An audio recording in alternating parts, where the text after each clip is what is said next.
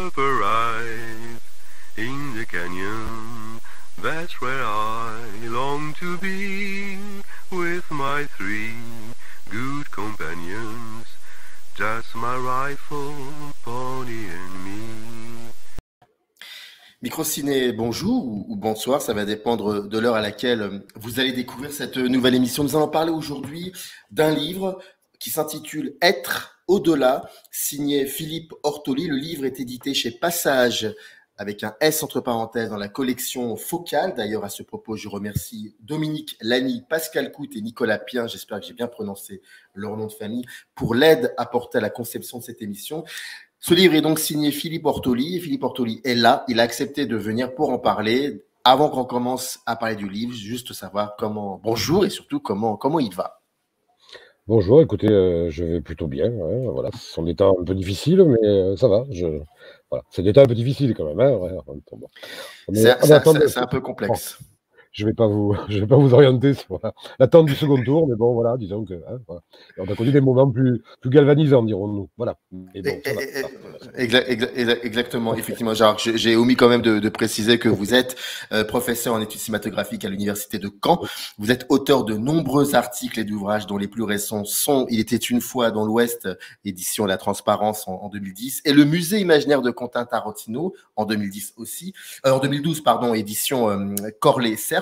Et vous avez par ailleurs publié des recueils de poèmes, Le Fond du Puits et Je vais partir aux éditions Saint-Germain-des-Prés en 88 et en 91. Alors, ce livre, Être au-delà, première question un peu provocatrice. Si je devais synthétiser grossièrement la thématique, le sujet, les questionnements du livre, est-ce que, en gros, ce serait une manière de comprendre et d'expliquer peut-être comment, à un moment ou à un autre, le cinéma essaye de comprendre finalement ce que nous, ici, nous avons du mal à comprendre, à savoir la mort et ce qu'il y a peut-être au-delà de la mort. Est-ce qu'il y a un rapport comme cela? Oui, votre lecture n'est pas du tout grossière. Bien au contraire.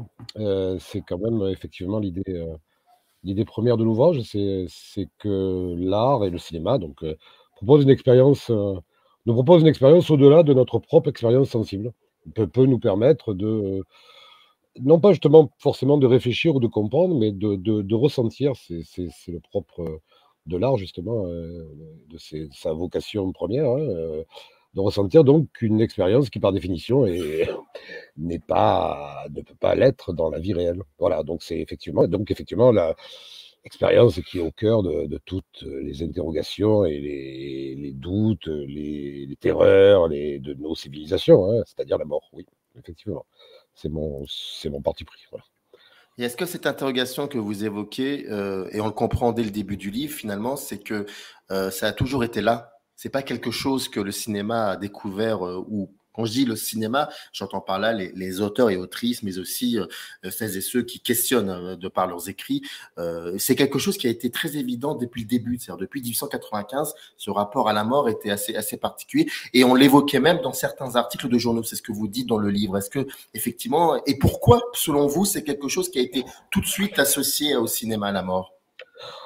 Eh bien, écoutez, je vais essayer d'être très, très synthétique et puis justement de ne pas être forcément professoral sur cette question-là. Il y a de toute façon, quand on voit les réactions des spectateurs telles qu'elles ont pu être retranscrites dans les articles des premières projections en lumière, il y a un article qui est magnifique d'ailleurs de Gorky qui reproduit.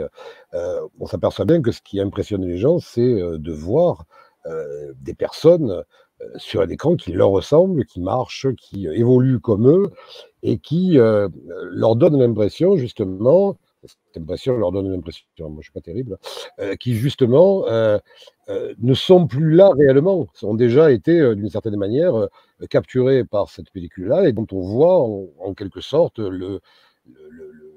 la trace, hein, la trace de quelque chose qui est passé. Alors, c'est-à-dire, c'est quelque chose qui était déjà, à mon avis, très présent dans la photographie, puisque dans la photographie, il s'agissait de conserver pour l'ensemble des citoyens, alors bien évidemment au départ beaucoup plus pour la bourgeoisie, mais je veux dire ce qui avant était l'apanage des princes, des rois, et à conserver des portraits, hein, donc et les garder pour l'éternité en quelque sorte, mais avec bien sûr une impression de réalité supplémentaire à celle du tableau. Et là, j'allais dire en prime, mais c'est pas le en prime, en fait, c'est ce qui est le plus important, c'est qu'on les conserve dans le mouvement même, c'est-à-dire qu'on les conserve dans le vivant. Donc on a quelque chose qui, a priori, est presque un paradoxe terrible, c'est-à-dire conserver l'apparence vivante de quelque chose qui n'est plus. Je vous cite l'article de Gorky, parce que justement, Gorky lui avait peur, disait, mais ce qu'on est en train de voir, parce que bien évidemment, il y a une distance avec le réel au départ, hein, c'est-à-dire le noir et blanc, l'absence de son. Bon, ce sont des fantômes qui viennent vers nous.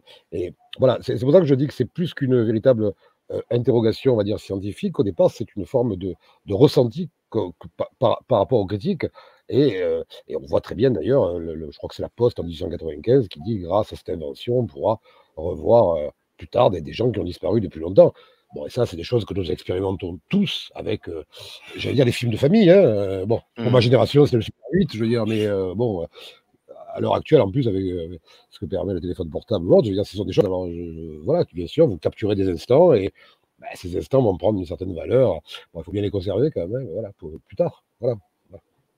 Est-ce que il y a une différence importante dans la comment dire dans la manière de voir cette mort inscrite dans le film quand on voit par exemple des copies en Super 8 ou en 35 ou en 16 généralement des films qui ont été réalisés par non pas des films qui ont été réalisés dans un contexte professionnel, mais plutôt des films de famille.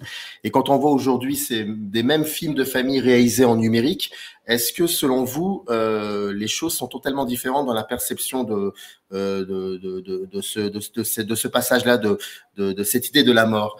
J'ai cette impression que lorsqu'on voit par exemple, pour le coup, des vieux films de famille en Super 8 ou en 16, et quand on voit des films de famille d'aujourd'hui avec des personnes qui ne sont plus de ce monde, mais qui ont été faits en numérique, je ne sais pas, il y a une sensation très particulière. Le rapport à la mort est différent. Est-ce que c'est quelque chose sur lequel vous vous êtes déjà posé?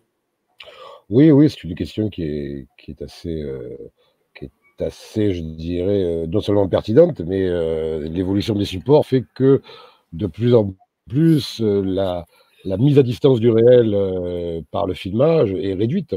Est évident quand vous voyez des films, comme vous dites, Super 8 ou 16, moi je parle des Super 8 par exemple, notamment s'ils sont muets, s'ils n'ont pas été sonorisés. Donc voilà, c'est toujours cette mise à distance du réel. C'est vrai que maintenant, vous avez une impression, j'allais dire, dans la mimésis qui est quasi parfaite, qui peut être véritablement d'un impressionnisme très fort. C'est d'ailleurs intéressant parce que le cinéma à l'heure actuelle réinvestit énormément dans un certain nombre de films, notamment des films de genre, sur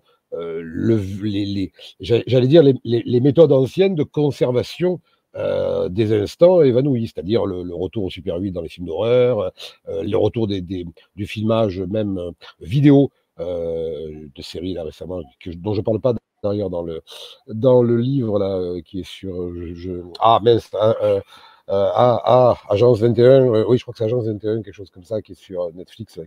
Mais, ou par exemple, bien sûr, tout le genre du food footage d'épouvante, par exemple, vous remarquerez, c'est très, très frappant que justement on joue sur le plus possible une mauvaise qualité, entre guillemets, du filmage, c'est-à-dire qui permet de mettre à distance le réel et paradoxalement aussi de rajouter la question de l'amateurisme. C'est vrai que maintenant, la distance est de plus en plus réduite. Voilà, c'est les filmages qu'on peut avoir maintenant, y compris même avec un petit téléphone portable, donnent plus d'impression de réalité directe. Donc oui, le rapport à la mort est un peu, je dirais, oui, est fatalement un petit peu différent parce qu'il y a peut-être moins justement cette dimension, je pourrais presque dire un peu poétique et fantomatique, qui est donnée par le tremblé, et par oui, le tremblé de la caméra, le grain aussi, bien sûr, la question du grain qui renforce cette distance. Voilà. Pardonnez cette question un peu personnelle, mais vous, quand vous avez commencé, j'imagine en tant que gosse ou adolescent, plutôt gosse, est-ce que vous vous souvenez un petit peu de comment vous avez géré ce rapport à la mort quand vous voyez cela dans les premiers films de cinéma? Est-ce que vous avez un souvenir? Oui, j'ai toujours été très ému, si vous voulez, par la manière dont le cinéma, alors, dans les films, alors je vais être très précis, dont les films parvenaient à raviver leur propre mémoire, par exemple dans un générique final. Je prends un exemple très bête, mais par exemple, allez, je parle d'un film que j'aime beaucoup, que j'ai vu enfant, Les 12 salopards de Aldrich. Bon. par exemple, au final, tout final, vous Oui, revoyez les acteurs et les personnages, donc les acteurs qui sont morts dans le film. Alors c'est très intéressant. Bon, ça c'est un procédé enfin, c'est un procédé. Disons que c'est une ponctuation qui est souvent utilisée au cinéma. Vous voyez, de revenir. Vous voyez la dernière image, comme Une place au soleil de George Stevens. Le moment où le Montgomery Clift je crois que c'est la chaise électrique, oui, et qu'on revoit en fondu le moment où il embrassait Elisabeth Taylor.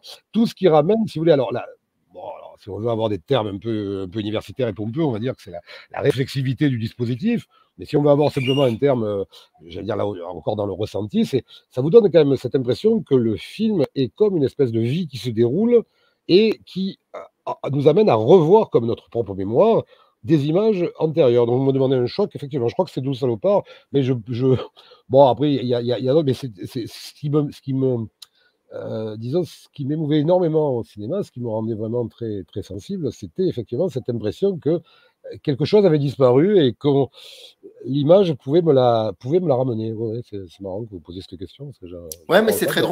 c'est très drôle ce que vous dites parce que j'ai deux choses à vous dire là-dessus. Moi, ça me rappelle à Hors Sauvage où le générique final, on les voit tous rire.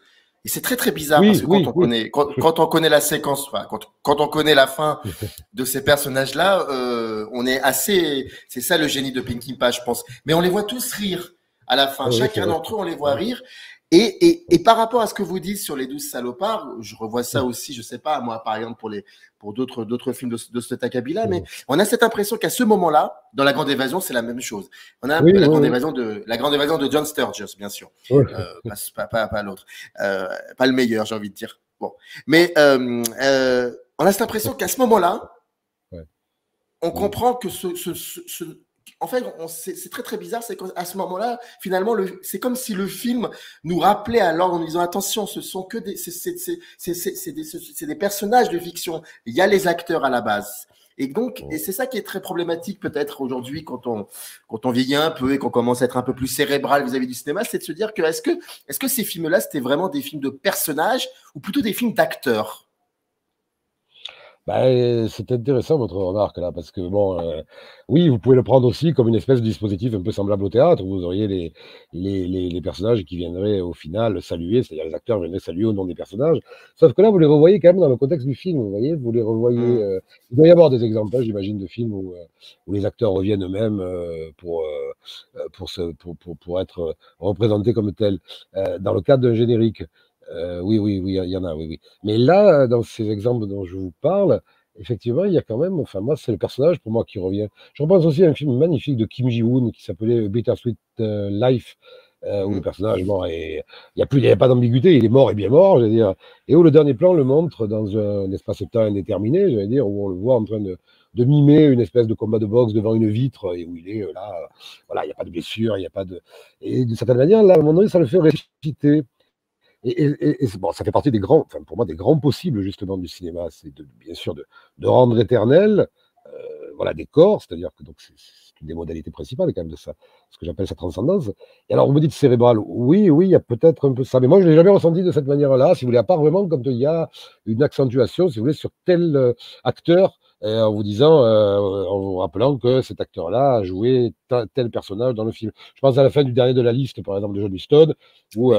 Huston, voilà, ça fait plaisir à montrer que Kirk Douglas, c'est lui qui jouait plusieurs personnages grimés. Voilà. Donc ça, pour moi, c'est pas c'est pas véritablement de la mise en abîme, on va dire. C'est plutôt une manière de jouer sur la cohérence interne du film et de nous le faire finalement ressentir comme un moment de vie, quoi. C'est pour ça que je dis une expérience qui est, voilà, là on est du domaine de l'expérience intraduisible, mais ça peut rejoindre quelque part la nôtre. Voilà, c'est-à-dire quelles images a-t-on gardé d'un flux d'images qui ont compté dans notre vie c'est plus voilà, ouais, ouais, je pense, enfin, en tous les cas, moi, c'est ça voilà, voilà, produisait une émotion chez moi. Voilà, je veux dire, hein, parce que c'est très frappant de ce point de vue-là. Mm. Qu'est-ce qui vous a poussé à un moment ou à un autre à vous poser et à non plus continuer à y réfléchir, mais à poser ça Ouais. dans un livre? Donc, qu'est-ce qui a mené à ça, à ce livre-là?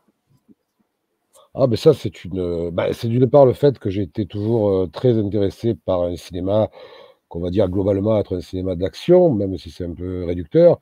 on va dire le cinéma de genre. J'étais intéressé par la question de la violence, la question oui, la question de la mise à mort et la question aussi de la réflexion que pouvait entraîner cette mise à mort. Pourquoi elle était à ce point obsessionnelle chez un certain nombre de cinéastes, y compris d'ailleurs des cinéastes, parce que vous voyez, je dis de genre, mais c'est pas forcément vrai non plus, parce que je trouve qu'elle est aussi très, très frappante dans le cinéma de Claude Sauté dont je parle. J'aurais pu parler de Piala aussi, parce que des plus beaux films sur la mort, c'est La gueule la gueule ouverte. ouverte. Voilà, alors je ne sais pas que je suis morbide, hein, c'est pas ça du tout, mais c'est que je suis très. Non, non, mais je suis très attentif aux choses qui s'en vont, si vous voulez. C'est-à-dire à la manière dont on conserve quelque chose qui n'est plus. Bon, c'est aussi mon rapport à la poésie, c'est aussi à. Effectivement, bon, voilà, ce qui est mort, alors, c'est peut-être au sens plus général, mais je me suis aperçu, moi, qu'un certain nombre de films qui m'obsédaient d'une certaine manière étaient liés quand même à cela, c'est-à-dire à la mort du protagoniste. Alors, c'est un amour que j'ai pour la tragédie, pour. Bon, voilà. Parce qu'il y a aussi cette question derrière de peut-être rendre la mort, alors peut-être pas forcément enfin, signifiante, disons en tous les cas, de pouvoir peut-être l'apprivoiser et de pouvoir peut-être permettre, c'est pour ça que c'est un ouvrage qui, au départ, était peut-être sur la mort et devient plutôt un ouvrage sur la vie, c'est-à-dire comment on peut permettre finalement à ce que cette mort soit reculée et devienne finalement une étape de plus dans la transformation du tout image. Voilà, je suis parti au départ d'un amour pour un certain nombre de cinéastes et de films. Bon, voilà, donc vous avez après saisi en lisant le livre, mais bon, John Woo, Sergio Leone, mais même plus des anciens, hein, Ford, par exemple, beaucoup, hein, qui est quand même très très lié à cette question-là pour moi, hein, de la mort signifiante. Hein. Bon, ça, c'est vraiment dans une logique un petit peu presque pré-classique, quoi. Et voilà, Lynch, bon, Tarantino, bien sûr, les grands maîtres italiens, quoi, Argento, Bava, bon, voilà, après, j'ai pas tous voulu faire, mais et le cinéma d'horreur. Alors ça, c'est vrai que le cinéma d'horreur, le cinéma fantastique, alors j'ai tendance à non pas les mêler, mais voilà, c'est-à-dire tous les cinéastes, tous les cinémas, tous les genres aussi qui font ressurgir, voilà, ressurgir quelque chose, alors aussi bien par le biais du fantôme ou du spectre, mais aussi ressurgir par le biais du dispositif, c'est-à-dire on voit effectivement des personnes censées être disparues qui reviennent. Je crois que c'est une des raisons, par exemple, pour lesquelles bon, j'avoue, je confesse, hein, j'aime énormément le found footage, les faux documentaires d'épouvante. Enfin, bon, je ne les ai pas tous vus, fort heureusement, parce qu'il y en a beaucoup. Mais j'aime énormément ce postulat, si vous voulez, dès le départ, voilà, on sait que les personnes sont mortes et on a des traces d'eux. Voilà. Bon, ça a été plus que malheureusement, comme toujours dans les catégories, le filon s'épuise, hein, bien sûr. Mais voilà, il y avait cet aspect-là qui me plaisait aussi. Voilà. Voilà. Donc c'est vraiment un amour au départ de ces films-là. Si vous me le permettez, on va commencer par la fin. En fait, ma dernière question, j'ai envie de la poser tout de suite parce que vous avez évoqué Ford et donc il faut qu'on parle de John Wayne. Et il y a de très belles pages vers la fin du livre sur John Wayne et je trouve que et je vous en prie et je trouve que enfin, moi ça m'a réveillé, ça m'a rappelé quelque chose. C'est que quand j'étais gosse, effectivement, moi j'ai été initié plutôt au cinéma américain, hollywoodien, et donc pour moi John Wayne, il ne meurt pas. John Wayne ne meurt pas, ne doit pas mourir. En tout cas, Hawks le disait. Les héros ne meurent pas. Et et quand j'ai découvert, je sais pas moi, à 12-13 ans, les Cowboys, j'ai été extrêmement frappé. Parce que j'avais pas encore vu Le Réveil de la Sorcière Rouge, Le Dernier des Géants. Voilà, j'avais pas vu tous ces films-là où Wayne meurt. Et donc j'avais été frappé de voir que John Wayne à ce moment-là, il peut aussi mourir. Et je pense que l'exemple que vous utilisez est assez intéressant. Permettez-moi de lire la page, c'est 299. En fait, vous parlez du mythe. Et voilà, voici ce que vous écrivez. Vous dites, un mythe cinématographique est donc un mythe créé par et pour le cinéma, c'est-à-dire qu'il exprime le principe même du mouvement vécu comme transformation permanente et par là reconnaît le caractère mortel des corps qu'il parcourt. C'est le tribut payé au réalisme ontologique de la base physique du 7e art et plus généralement la durée dans laquelle sont inscrits ces plans, tout en pouvant la combiner par le montage, conçu comme opération conceptuelle autant que technique, avec la vision cyclique des choses. Cette pensée de l'éternel retour des mêmes thèmes engage donc une conception de l'invariable érigée en socle. Entre la pensée progressive et répétitive, entre la vision d'un temps irréversible et celle d'un temps circulaire. Le cinéma se tient comme celui capable de donner à lire leur articulation. Est-ce que, selon vous, John Wayne s'inscrit pleinement, férocement dans cette optique-là, à savoir que c'est le beat par excellence, et c'est exactement ça. Oui, c'est très. Je suis, comment vous dire, ça faisait longtemps que je voulais écrire sur John Wayne, au-delà, bien sûr, de l'image politique qu'il avait, qui est tout à fait justifiée, mais je voulais l'entraîner comme acteur parce que c'est une figure qui m'a énormément marqué. Et effectivement, parce que j'ai vraiment l'impression d'avoir vu vieillir un homme le long de tous ces films quand on les met comme une espèce de série continue. Donc vous avez effectivement le mythe, c'est-à-dire qu'il ne cesse finalement de faire toujours pareil.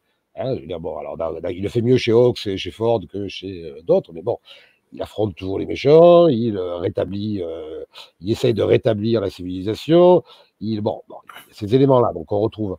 Et en même temps, son corps, effectivement, vieillit. Et son corps subit, effectivement, des affres qui sont liés au physique et qui nous le rendent proche. Et effectivement, le point culminant, vous avez parlé des Cowboys, qui est un film effectivement assez radical, mais c'est Le Dernier des Géants, où là, il inscrit lui-même son propre cancer, sa propre fin de vie programmée dans son personnage, et il va jusque d'ailleurs à faire que les flashbacks liés à son personnage sont ceux de plusieurs westerns de Wayne qui sont montés. Là, vous voyez, vous avez cette espèce de figure virtuelle, entre guillemets, que ne peut créer que le cinéma.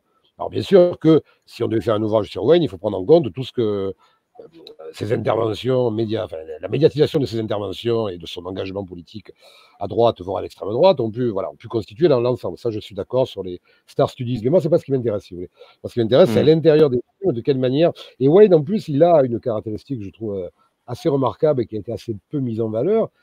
C'est qu'il a une façon de représenter le quotidien, si vous voulez. C'est-à-dire que c'est un héros, mais qui est toujours engagé dans un certain nombre de gestes et de mouvements qui nous le rendent familier. C'est un héros qui mange, c'est un héros qui boit, c'est un héros qui se manifeste aussi dans des poses, qui peut souffrir, qui peut. Voilà. Et c'est vrai que cette alliance-là, mais bon, si vous voulez, après ce que vous avez lu, et ce que je pense, c'est un peu le principe de toutes les grandes figures, vous voyez, on va dire stars, mais pour employer un terme qui n'est pas très beau, mais figure actorielle, vous voyez, regardez Eastwood, par exemple.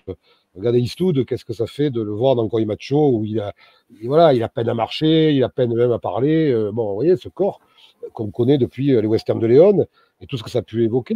Mais je pourrais rajouter Gabin, je pourrais rajouter Belmondo, je pourrais rajouter Delon. Après, je parle des acteurs.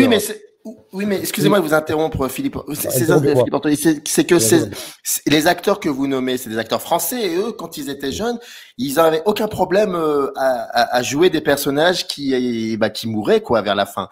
Et alors que chez les Américains, comme les personnages comme John Wayne, c'est très particulier. C'est quelque chose qui ne peut exister.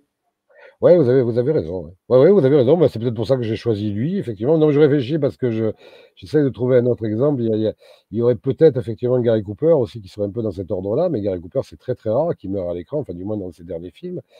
Mais oui, effectivement, Wayne, vous avez raison. C'est peut-être pour cela, effectivement. Oui, Wayne, je crois vraiment, sans dire de. Vous avez cité Le Réveil de la Sorcière Rouge, il y a aussi le Cécile B2000, là, Les Naufrageurs des mers du Sud. Mais je crois que les films où Wayne meurt doivent se compter, peut-être pas sur une main, quoi. Il ne doit pas y en avoir beaucoup, vraiment. Hein. Je veux dire, il y a Yojima, je crois qu'il doit y en avoir 5 ou 6, vraiment. Et effectivement, ce ne sont pas des westerns, d'ailleurs. C'est ça qui est intéressant. Le premier western où il meurt, par contre, c'est effectivement Les Cowboys. Enfin, peut-être que j'ai des bêtises, mais je crois, hein, voilà, à peu près. Oui, vous avez raison. Effectivement, là, pour le coup, on a vraiment l'impression, et c'est peut-être pour ça que c'est peut-être pour ça que j'avais envie aussi de le traiter, d'avoir assisté à une vie entière, et jusqu'à son terme. Et effectivement, on peut dire d'une certaine manière que dans Le Dernier des Géants, si vous voulez, il meurt comme il aurait, comme dans la vraie vie, on ne meurt pas. C'est-à-dire que quelqu'un qui a un cancer dans la vraie vie ne va pas aller défier 3 plus anciens adversaires pour finir dans un gunfight, héroïque. Donc c'est ça qui est assez grandiose. Oui, vous avez raison. Je pense que c'est pour ça aussi que je voulais prendre Wayne dans la posture de star, si vous voulez, date vraiment des années 30. Donc c'est vrai que vous avez un parcours très très impressionnant de ce point de vue-là. Voilà. Alors, dans le livre, il n'y a pas que John Wayne, bien évidemment, il y a autre chose aussi, on va en parler maintenant. Mais avant d'en parler, moi il y a une question que j'aime bien poser aux écrivaines et écrivains que je reçois, c'est la manière qu'ils ont eu de penser la structure du livre. Comment ils ont donc attrapé frontalement leur thématique et comment ils l'ont structuré dans comment a été pensé, voilà, le sommaire, l'architecture du livre, comment vous l'avez travaillé? Ben, c'est vrai que j'ai vraiment pensé dans un premier temps à tout ce qui était les représentations même de la mort physique, donc les excès de les excès, ce qu'on peut appeler le gore, ce qu'on peut appeler donc véritablement la mise en scène par métaphore, dirons-nous, de ce que peut être la mort, hein, la déchirure, le percement, la division des parties, en fait, disons ces éléments-là. Et puis c'est vrai que ce qui m'intéressait, c'était après progressivement d'aller vers la possibilité de reconstituer, je disais transcender, c'est un terme très religieux au départ. Bon, après, moi, je l'emploie plutôt au sens d'ail de guerre, quoi. C'est-à-dire, c'est plus de transcendance qui nous hisse vers l'existence et qui nous fait sortir du néant. Mais bon, l'idée demeure quand même. C'est-à-dire que le cinéma permet aussi, c'est ça, voilà. Et effectivement, c'est pour ça que c'est dans le dernier que enfin, vers la fin, je commence à aborder, bon, d'une part, l'œuvre de quelqu'un comme Fellini, la question effectivement du mythe, et puis quelque chose qui revient souvent dans mon ouvrage, mais j'en ai parlé par rapport à Nip Tuck, la série télévisée, c'est les séries télévisées aussi qui me semblent être extrêmement intéressantes de ce point de vue-là. Alors j'en ai pris une qui justement est sur la chirurgie esthétique et qui est sur l'histoire justement de la transformation permanente et la modification des corps. Mais ce qui me fascine dans l'idée de la série, je dirais la série feuilletonesque ou de la série tout court, bon, c'est-à-dire soit qui se suit, soit où les épisodes sont indépendants. Mais ça a toujours été le cas, ça ne date pas effectivement j'allais dire de l'intérêt croissant qu'on porte maintenant aux séries depuis leur explosion sur tous les sites. C'est cette idée de prolonger de manière quasi parfois, on n'ira pas jusqu'à l'infini, mais il y a cette idée quand même que les personnes ne meurent pas ou qu'elles peuvent être transformées, modifiées, on peut les laisser un moment, elles reviennent après. Il y a cette idée, bon, je suis un amoureux fou du feuilleton littéraire, hein, je veux dire, j'ai toujours adoré Dumas, Alexandre Dumas, Michel Zévaco, des auteurs, pardon, Ponson du Terrail, Eugène Sue, enfin, c'est vraiment des bouquins que je dévorais quand j'étais enfant, et j'aimais cette forme très très longue, justement, où on voit quand on lit les romans que c'est vraiment écrit pour être découpé en tranches, je veux dire, de cette manière-là. Et c'est pour ça d'ailleurs que je pense que les séries télévisées, le terme est général, là, je veux dire, mais sont tout à fait légitimes dans les études cinématographiques parce que ça renvoie au serial. Et voilà, donc c'est à ce moment-là aussi que j'ai parlé effectivement de la série dans cette idée justement qu'elle permettait de reconstruire en permanence et d'aller de prolonger. Mais c'était un petit peu le plan général, il était plutôt dans ce sens-là. C'est-à-dire essayer de scruter vraiment les différentes manières de montrer la mort au travail.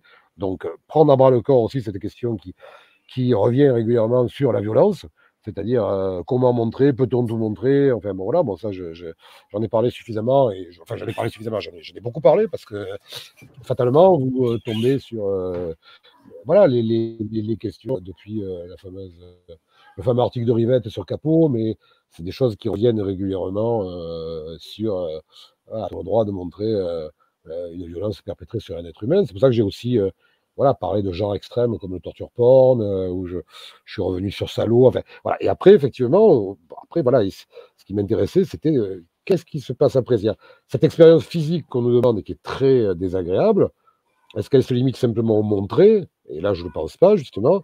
Elle se limite, elle prend en charge aussi la question de ce qui montre. C'est-à-dire comment le dispositif cinématographique permet aussi, d'une certaine manière, de ne pas fermer la vie. Voilà. Bon, là, je dis rien je dis rien de révolutionnaire, hein. Pasolini avait écrit là-dessus, et c'est quelque chose qui avait déjà été remarqué pour le roman, hein. C'est-à-dire, voilà, un roman peut être l'égal d'une vie, un film peut être l'égal d'une vie, mais alors justement, qu'est-ce qui permet dans cette égalité de donner peut-être justement l'expérience, certes, de la mort, mais l'expérience de ce qui permet de la transcender.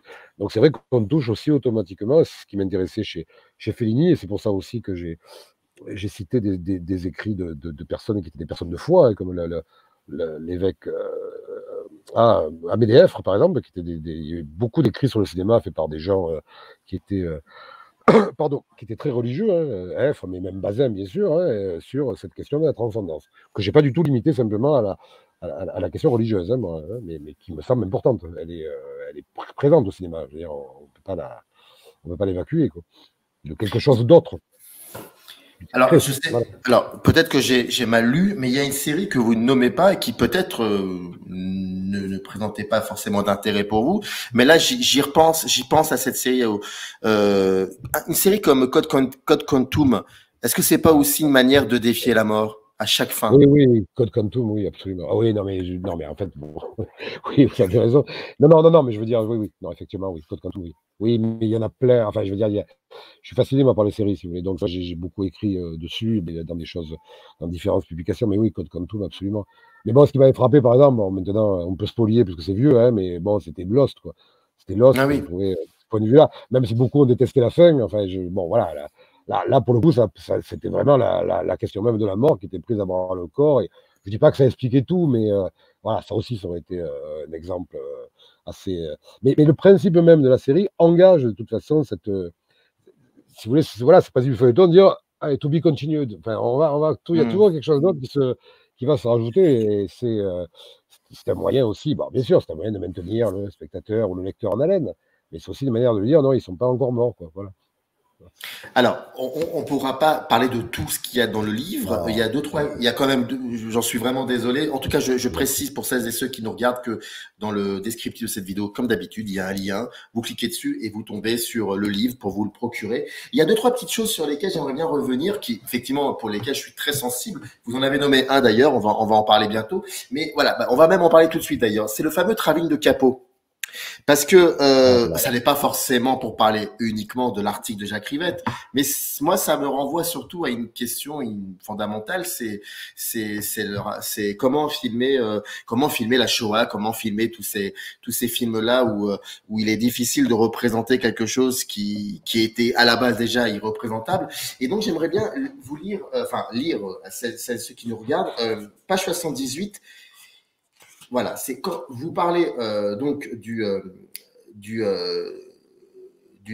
travail de Capot, c'est complaisance envers la violence, le cas Capot, c'est quelques lignes, juste quelques lignes, et puis ensuite je vous pose la question. Vous écrivez, page 78, l'article de Rivette, donc je recontextualise, mais je pense que tout le monde le sait déjà, Jacques Rivette, critique de cinéma au Cahier, qui écrit un article assez court sur un film qui vient de voir, qui s'appelle Capot, de Gillo Pontecorvo.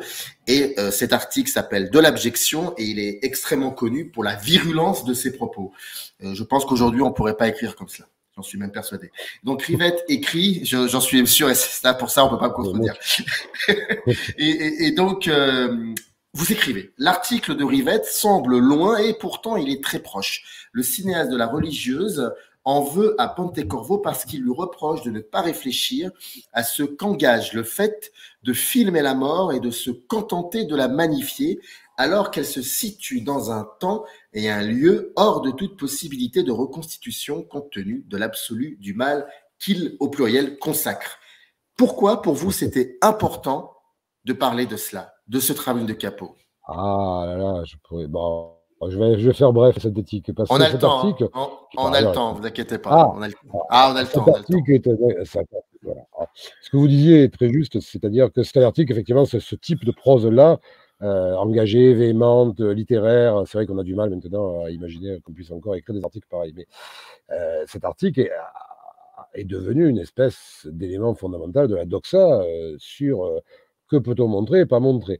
Alors, ce qui m'avait surtout énormément énervé dans cet article, disons-le, c'est pas l'article en lui-même, c'est la manière dont Danet s'en était servi en disant je n'ai même pas vu le film. Bon. Alors, Danet, par ailleurs, que j'aime bien, enfin, des choses qui m'intéressent beaucoup chez lui, mais j'avais trouvé ça d'une mauvaise foi absolue. Et si vous voulez, pourquoi j'ai pensé à Capot, pourquoi c'est toujours là? Parce que vous voyez les régulières remarques, critiques que l'on peut trouver sur la question de la violence et de quelle manière on ne doit pas en faire un spectacle. Après, si vous voulez, on peut même être plus institutionnel. Le rapport que Chirac avait commandé à l'époque à Blandine Kriegel, qui est trouvable maintenant d'ailleurs, sur la possible influence de la violence, où elle développait des pages entières sur le lien entre Reservoir Dogs et il faut sauver le soldat Ryan et la violence urbaine actuelle. Bon, Voilà. Donc c'est quelque chose qui intéresse depuis toujours. Et Rivette, moi, ce qui m'a toujours gêné, si vous voulez, pour ça que je voulais revenir, c'est en quoi une œuvre d'art doit-elle être morale? Vous voyez, ça renvoie à une. Bon, alors, pour Kant, effectivement, le beau et le bien doivent se confondre. Mais je veux dire, l'histoire de l'art abonde en tableaux, par exemple, qui montrent des événements absolument terrifiants. Et bon, vous prenez Botticelli, par exemple, vous prenez l'adaptation qu'il a faite de la nouvelle de Boccaccio, l'histoire de Nostalgie d'Eloro, vous voyez quand même la femme qui est déchiquetée par le chien, vous voyez ses viscères. Bon, je vous en passe, il y a des tas d'exemples. Après, il y a les peintures anatomiques, il y a les de Vézal, il y a les. Mais c'est le Voilà, mouvement de caméra. Mais c'est différent avec le mouvement de caméra. C'est ça qui est différent. Alors, c'est là où je veux en venir, vous avez raison, c'est que le cinéma produit une impression de réalité supplémentaire. Effectivement, pour prendre un autre exemple d'art, il est évident que personne n'a jamais réussi, et ne le fera jamais, d'adapter stricto sensu les orgies abominables qu'on trouve chez le Marquis de Sade. On peut lire effectivement des choses atroces, je veux dire, qui dépassent largement le moindre torture porn.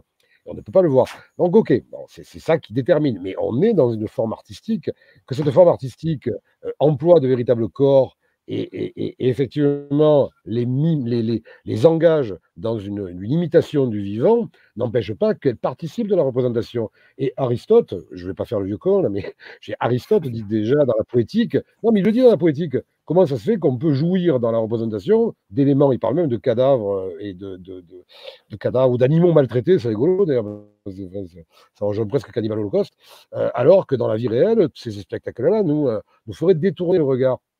Et si on ne prend pas cette mise à distance, effectivement, voilà, donc je pense qu'on peut tout à fait, effectivement, esthétiser la violence, en faire un spectacle. Et alors après, il y a d'autres choses, parce que dans Capot, il y a l'idée aussi par rapport à la question des camps de concentration. Alors, plus exactement, dans Capot, ce n'est pas des camps de concentration, d'ailleurs, hein, c'est un camp d'enfermement. Hein, non, mais c'est quand même, c'est pas exactement, je dirais, pareil, puisque les prisonnières ne sont pas, a priori, condamnées à mourir. Hein. Bon, c'est pas le même contexte dont cite Pontecorvo. Mais je ne comprends pas. En fait, si vous voulez, j'ai toujours eu le même problème. J'ai eu le problème avec La vie est belle de Benigni. Je ne comprends pas ce qu'on peut reprocher. Je veux dire, on a montré de manière particulièrement souvent falsifiée et honteuse le génocide amérindien, et pour en faire de magnifiques westerns. Hein, je veux dire, bon, alors vous allez me dire, ça c'est plus loin, et ça c'est plus près. Je suis d'accord, je veux dire, je comprends tout ça. Mais le cinéma, ce n'est pas le reportage. Le cinéaste n'a pas à être un journaliste. Je veux dire, il a la possibilité de faire s'il a envie, de faire des belles images. Je vois pas en quoi on n'aurait pas le droit, effectivement, de représenter la violence, plus exactement la mise à mort, d'une façon qui soit, comment dire, qui soit d'abord totalement, pardon, qui soit pas elliptique, et qui soit détaillé. Voilà, après que les films soient interdits, avec des tranches d'âge, ça, bien évidemment, je suis père de famille, donc je suis le premier à le dire, et je trouve d'ailleurs que malheureusement, bon, c'est pas assez efficace, loin de là, par rapport aux nouvelles transmissions et diffusions des images. Mais sinon, je veux dire que tout est permis à partir du moment, bien sûr, où on ne porte pas atteinte à, disons, la dignité ou l'intégrité d'une communauté particulière. Bon, ça, c'est autre chose, vous voyez.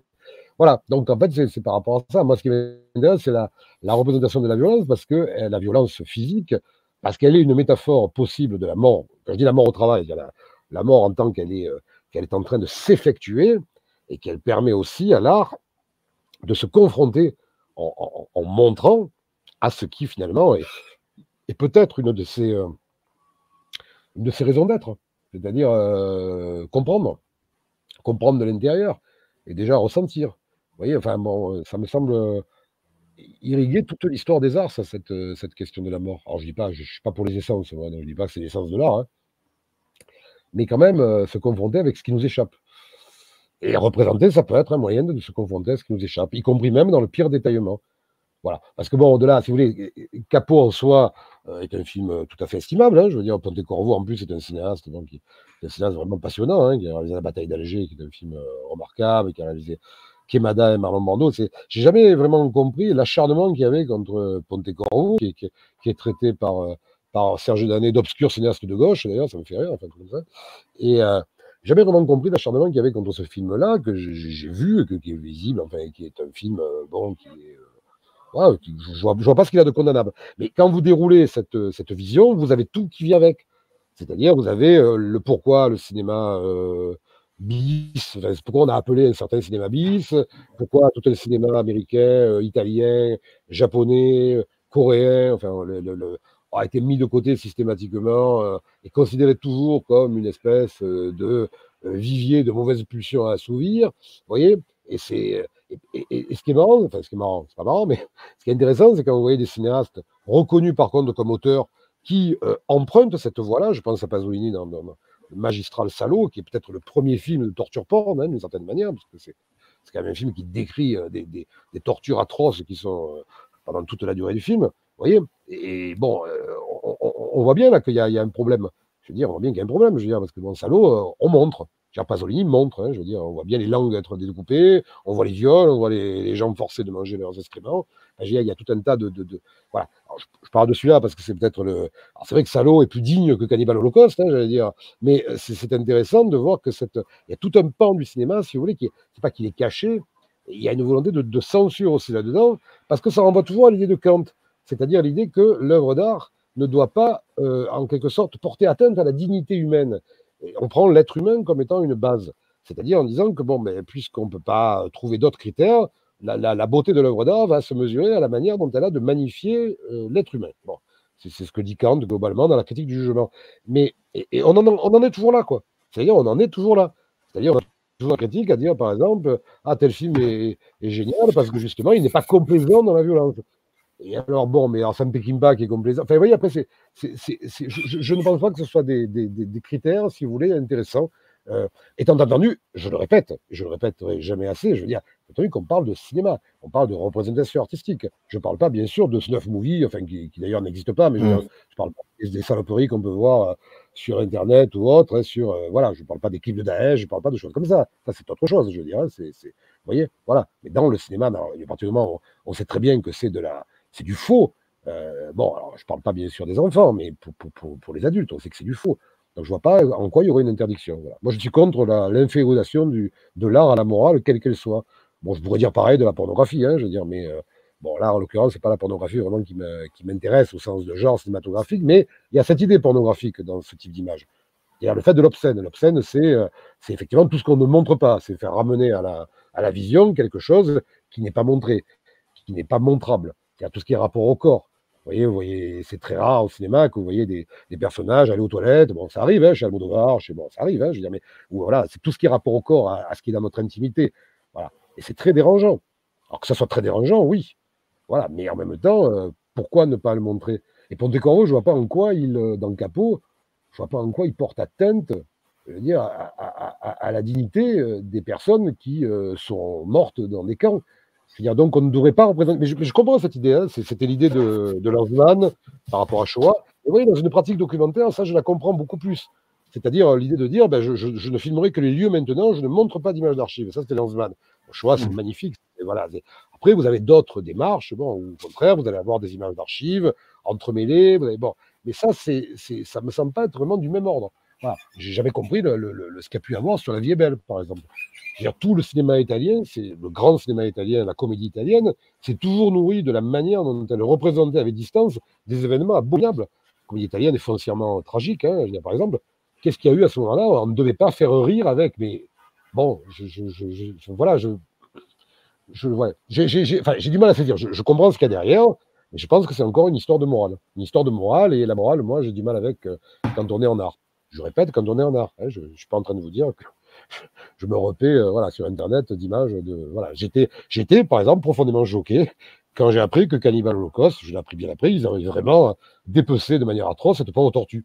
Voilà, cette tortue, voilà, ça effectivement, bon, mais ça, bon, c'est lié à l'histoire du cinéma. Il y a Buñuel faisait tirer sur des chèvres parce qu'elles dégringolaient pas assez vite. Bon, ça, fort heureusement, ce sont des choses qui ont changé. J'espère voilà, qu'il n'y ait plus de souffrance par rapport aux animaux. Ça, non, mais voilà, je dis ça parce que je suis pas du tout quelqu'un qui, ça m'excite absolument pas de savoir que c'est vrai.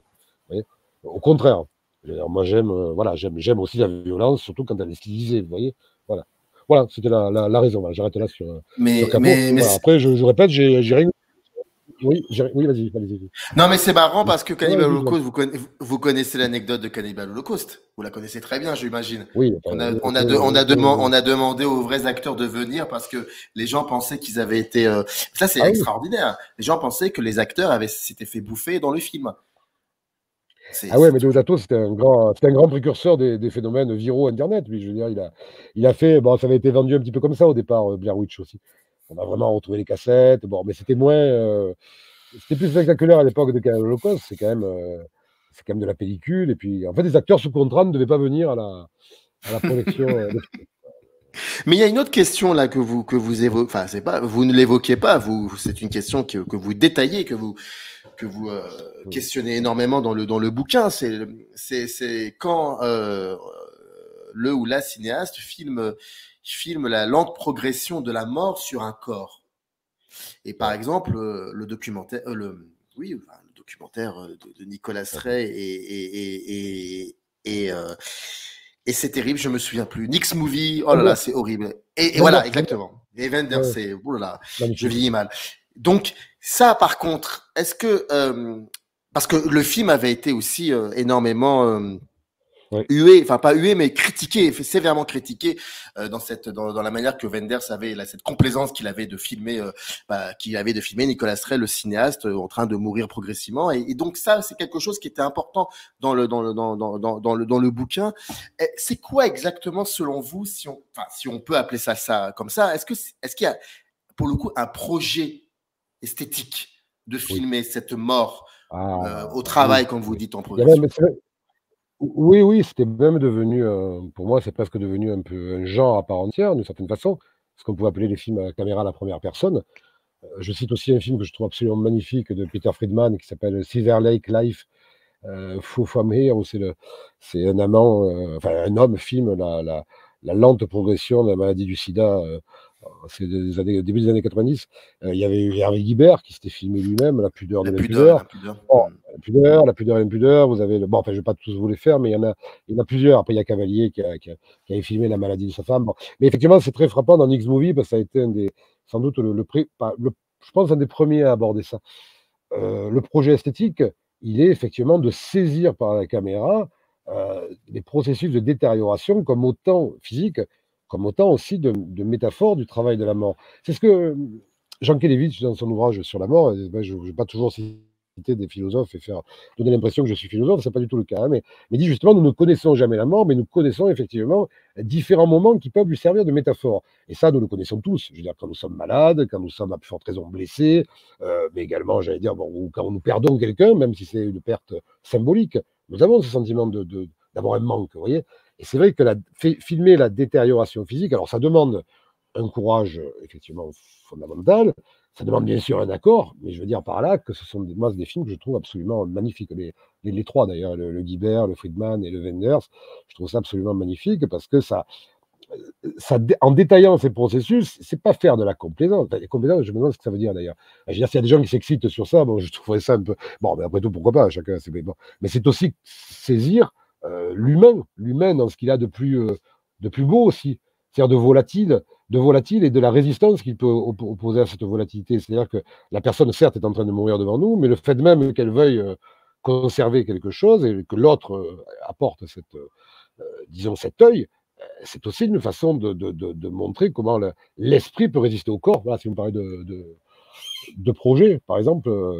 Voilà, et c'est bon, et puis c'est aussi, bon, dans le cas par exemple, de Silver Lake, c'est aussi un acte d'amour. Enfin, je veux dire, c'est l'homme filme son amant et on voit, bon, jusqu'à la mort, hein, je veux dire, on voit quand il a les lésions de Kaposi, enfin, il y a tout un tas voilà, de processus physiques liés à la maladie, mais on voit toujours que la caméra est amoureuse.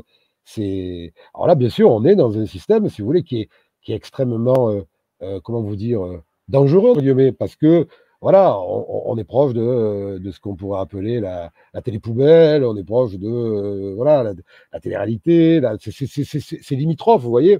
Voilà, je vous dirais que la différence se tient bien sûr dans l'acte artistique, mais là, vous allez me dire, en quoi ça peut déterminer oui, je trouve quand même que, si vous voulez, ça se,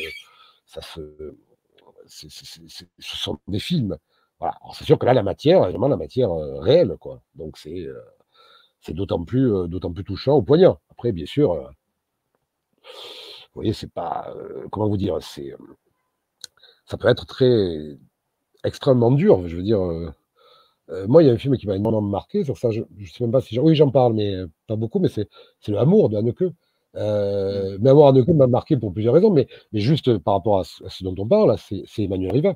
C'est la façon dont il filme Emmanuel Riva. Vous voyez, il y a quelque chose là aussi qui pourrait passer pour obscène. D'une part, bon, moi, ça me gênerait pas, c'était de l'obscénité consentie, mais c'est pas le cas. Je veux dire, c'est aussi montrer, voilà, quelqu'un qu'on a connu belle, qu'on a connu, voilà, de la voir, et bon, le fait qu'elle soit décédée peu après, en fait, ça rajoute encore de cette impression documentarisante dans la fiction. Alors, c'est pas pareil que ce dont on parle, mais ça rejoint un petit peu quelque part, vous voyez, voilà. Et là, en ce moment, sur les écrans, alors, j'ai pas vu, hein, mais il y a je suis très impatient de le voir, là, le Vortex de Gaspard Noé Mm. avec Françoise Lebrun et Dario Argento, qui, si j'ai bien compris, traite aussi de cette question-là. C'est la question de filmer la maladie et filmer le terme de cette maladie. Alors, les cinéastes dont vous parlez, les films dont vous parlez, vont presque jusqu'au bout. Pas un X-movie, hein, ça s'arrête, mais les derniers plans en X-movie sont vraiment super poignants. D'autant plus que là, Nicolas Ray continue à avoir des projets de films, va se rencontrer des étudiants. Enfin, vous voyez, il y a ce côté quand même de montrer que la personne essaye toujours de contrecarrer ce processus physique. Voilà. Vous évoquez, on va en arrêter là. Dans le livre, vous parlez aussi, bien évidemment, et vous en avez parlé au début de l'émission, de ce qu'on appelle les tortures porn, mais aussi les films de Ouais. genre, les films d'horreur. Et vous dites à un moment dans le livre que certains pensent que c'est une manière aussi de développer des sensations fortes, je cite, au détriment de toute pensée. Mais vous dites, en gros, vous contredisez ça en disant oui, mais il y a quand même une forte résonance politique là-dessus. Elle se traduit Oui. comment cette résonance politique selon vous? Ah ben, la résonance politique, elle est présente dans le fait de choses. Alors, je vais essayer de pas employer des termes trop barbares, de réifier aussi Mm. les corps, c'est-à-dire que le torture porn interroge à travers le processus de torture, la manière dont le corps devient une chose et dont il est propriété de celui qui s'en repaît.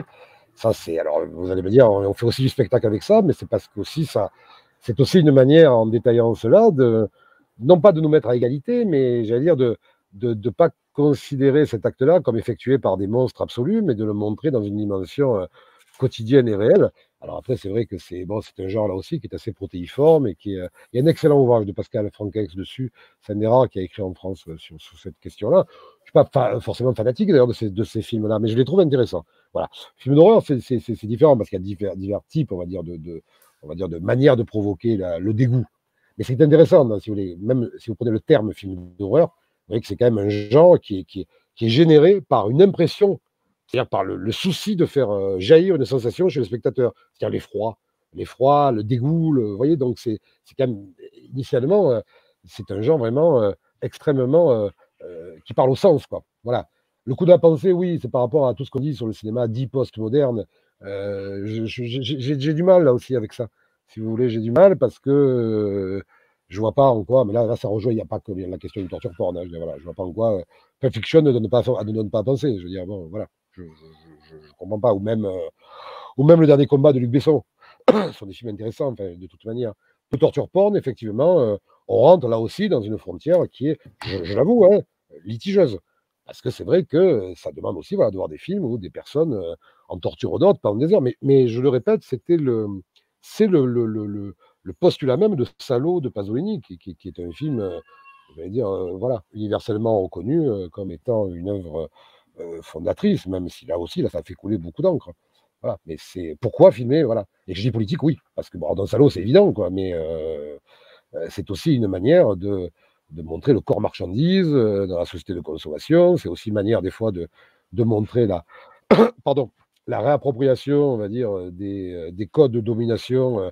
Torture porn, par exemple, il y a beaucoup de fois, ce sont des femmes qui torturent des hommes. Bon, voilà, il y a tout un aspect. Là, je veux pas, comment dire, je veux pas rentrer dans les propos de Franquex parce qu'il écrit ça très bien et je veux pas du tout, voilà, le plagier. Mais il y a cette dimension, oui, incontestablement politique, oui, oui, oui. Dans le salaud, bon, ouais, elle est évidente. Mais vous avez quand même souvent ça. Hein.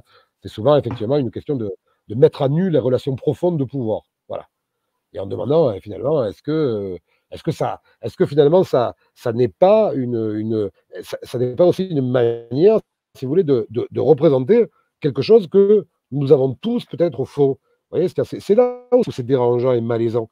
Vous voyez, je veux dire, voilà, ne pas toujours diaboliser, mais c'est là où l'œuvre d'art, à mon avis, a un truc important à jouer, un rôle important à jouer. Voilà. Sensation.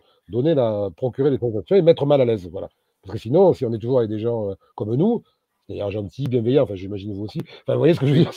Bon, c'est bien. Je veux dire, moi, c'est un truc qui m'énerve au cinéma, si vous voulez, quand je vais voir des films où voilà, où je vois des gens qui font des barbecues, qui n'ont pas de problème d'argent, qui sont voilà, voilà, ou vaguement, moi aussi, il y en a un qui trompe sa femme. Et moi, bon, voilà, je dis pas que c'est nos vies, mais bon, ça, enfin, niveau social, c'est pas la mienne, mais je veux dire, voilà, ça m'intéresse pas. Je veux dire, moi, ce qui m'intéresse, c'est qu'on me mette dans une position où je sois mal, ou parce que je me confronte à des choses qui me font peur.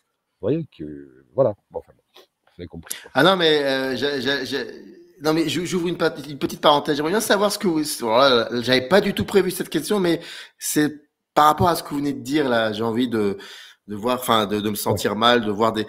Qu'est-ce que vous pensez des deux films de Julia Ducournau, Grave et Titane? Ah, j'aime beaucoup. Bah, j'aime beaucoup. Bah, Ah, j'en oui, étais j'aime sûr. beaucoup, j'en ai parlé. J'ai réussi à remettre Titane parce que heureusement, entre le moment où j'ai commencé à écrire le livre et j'ai eu un peu de Hmm. temps pour la relecture. Oui, j'aime beaucoup Ducournau. Alors vraiment, j'avais découvert Grave et voilà. Alors j'allais vous dire, bon, puisqu'on parle effectivement, il y a un certain nombre de films à l'heure actuelle quand même, heureusement, qui sont de plus en plus dans cette logique dérangeante. Voilà. Il y a Ducournau, il y a Fabien Duvels. Je viens de voir Inexorable, qui est vraiment un film que j'ai trouvé vraiment remarquable. Mais Ducournau, oui, c'est vraiment une réalisatrice que j'ai vraiment envie de suivre. Voilà. Mais vous voyez, voilà, elle est dans le sillage des Cronenberg, des Verhoeven, Oui, enfin oui. des cinéastes qui font mal. Cronenberg, c'est un cinéaste qui me met mal à l'aise. Moi, il y a des films de Cronenberg qui me faisaient mal physiquement. Crash, c'est un film, j'ai beaucoup de mal à le voir. Voilà. Donc, vous me parlez du Ducournau, oui, Julia Ducournau, et je suis voilà, très content qu'elle fasse des films. Et Titane, oui, très bien. Être au-delà, Philippe Ortoli, c'est édité chez Passage dans la collection Focale. Le lien se trouve dans le descriptif de cette vidéo. C'était un plaisir en tout cas d'avoir comme ça ce petit bout de conversation. On avait prévu une demi-heure, on est à pratiquement 1 heure, ce qui veut dire Ah non, on aurait pu faire encore plus. J'en suis même persuadé. En tout cas, c'était vraiment un plaisir de discuter avec vous et de vous écouter de nouveau. On n'a pas tout dit, hein, je le répète, on n'a vraiment pas tout dit du bouquin, donc c'est pour ça procurez-le vous parce qu'il y a pas mal de choses intéressantes à découvrir et à lire. Merci beaucoup, Philippe Ortoli, d'être venu chez Microciné pour parler de ce livre. Merci beaucoup. ben, écoutez, merci beaucoup, Samir. En tous les cas, passez une bonne journée et à bientôt. Au revoir. Générique. Je vous en prie. Up arrive in the canyon, that's where I long to be, with my 3 good companions, just my rifle